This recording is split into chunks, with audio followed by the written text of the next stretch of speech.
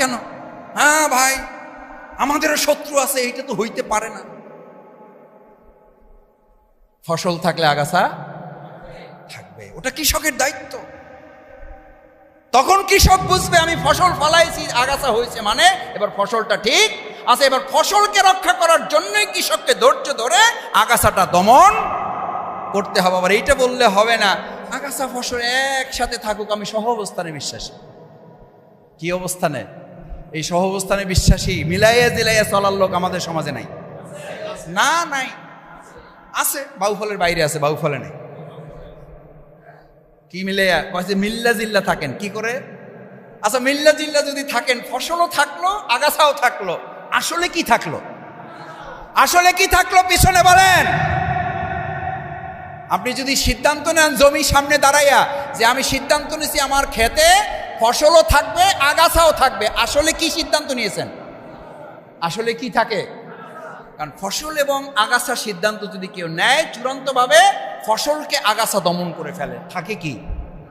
আগাছা। এই ফসলের প্রয়োজনেই আগাছা কি করতে হয়?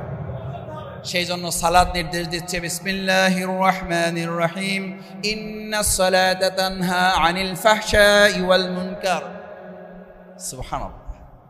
ইন্নাস সালাতা তানহা আনিল ফাহশাই ওয়াল মুনকার। সালাত আদায় করে শুধু সে অ্যান্টিবায়োটিক গ্রহণ করে না, সে যে কোনো রোগের বিরুদ্ধে সমাজকে সুস্থ করার জন্য লড়াইয়ের একজন সৈনিক হিসেবে নিজেকে পরিণত করে। সুবহানাল্লাহ।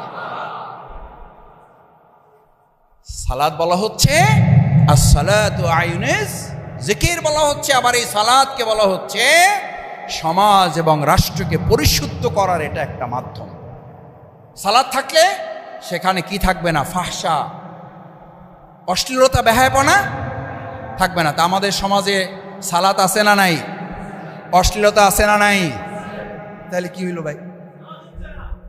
তাহলে কি হইল ভাই? তাহলে তো বোঝা যাচ্ছে ফসলও আছে আগাও আছে, তার মানে কি আছে? এখন বলেন, এখন আমারে বলেন, এখন কি সালাত বাদ দিয়ে দেবো আমরা? না, এই জন্যই সালাতের আলোচনা নিয়ে আসছি আজকে।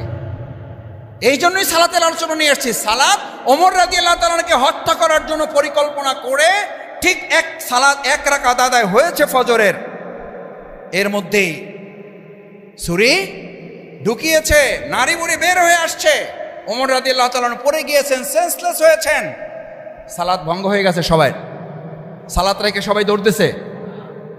ভালো করে বুঝেন, ভালো করে বুঝেন মুসল্লিয়ানে কেরাম, এটা সালাতের শিক্ষা।